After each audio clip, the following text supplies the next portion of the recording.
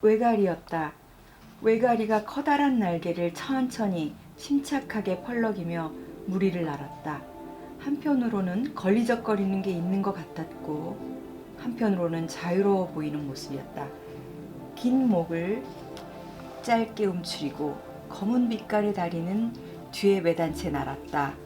흐려진 하늘을 배경으로 날아가는 그 실루엣은 검었는데 1차 깃털과 갈래진 발가락의 윤곽이 또렷했다. 세 번째 날에도 그곳에 갔지만 어디에서도 그놈을 볼 수 없었다.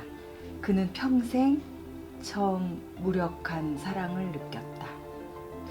준파라이리의 저지대. 마음 산책이 사랑하는 작가 준파라이리. 저도 너무 좋아하는 작가인데 수바시 사랑의 어떤 징조? 이게 느껴지는 무력한 사랑이라는 표현이 마음이 아프네요. 책에는 편향과 열정이 그리고 저자의 결함이 담긴다. 이 책은 편향되고 독단적이기도 하지만 즐겁기도 하고 아마 절망도 있을 것이다. 절망 없이 60년을 수월하게 나아가는 삶이 있을까? 하지만 독자들은 낙담의 실개천보다는 기쁨을 더 확실히 더 빈번히 발견하게 될 것이다. 야생의 세계에 대한 사랑, 문학에 대한 사랑, 타인과의 사랑이라는 지속적인 열정들의 영향을 받은 지금까지의 내 삶이 그러했으니까. 이상입니다. 가장 훌륭한 순간의 단가는 실현이고 대부분의 실현이 그렇듯 사람을 거기에 바싹 결속시키는 힘이 있다.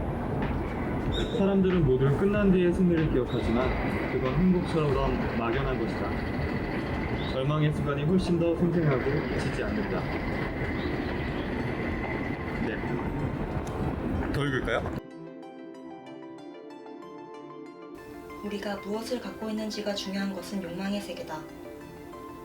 거기에서 우리는 너의 있음으로 나의 없음을 채울 수 있을 거라 믿고 격렬해지지만 너의 있음이 마침내 없어지면 나는 이제는 다른 곳을 향해 떠나야 한다고 느낄 것이다.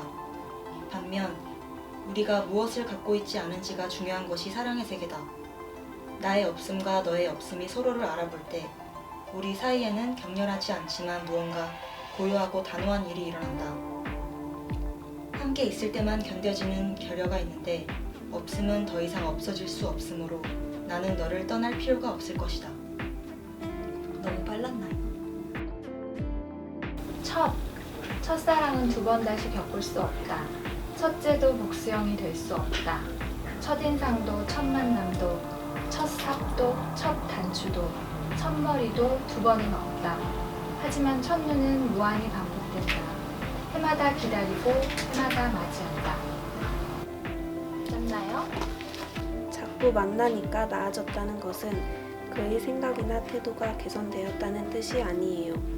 그 사람을 더 잘 알게 되니까 그의 성격을 더 잘 이해할 수 있게 되었다는 뜻이었어요.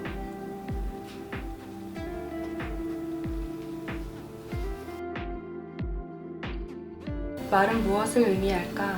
그리고 삶은 결국 같은 것이리라. 말이 여러 측면과 색조를 갖고 있고 그래서 복합적인 특성을 갖고 있듯 사람도 인생도 마찬가지다. 언어는 거울, 중요한 은유다. 결국 말의 의미는 사람의 의미처럼 측정할 수 없고 형언할 수 없는 것이기 때문이다. 과한 여담이나 미사여구 없이, 또 의견이 다른 동료들에 대한 산만한 비난 없이 올바른 동시에 단단한 의견을 내는 것이 한결같은 나의 목표다.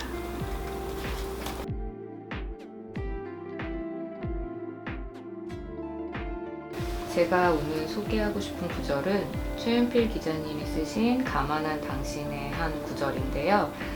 거기서 파테마 메르신이라는 이슬람 페미니스트를 소개하는 구절이 있습니다. 파키스탄 일간지 데일리 타임스는 부고 기사에서 글쓰기는 기도의 오래된 형식 중 하나라는 그의 말을 인용했다.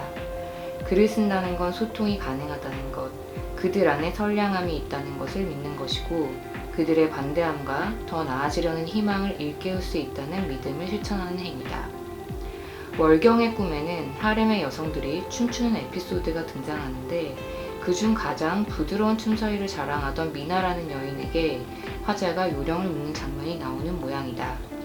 미나는 저 여인들은 자신들의 삶에 화가 나 있고 그 분노에 인질이 되어 있어.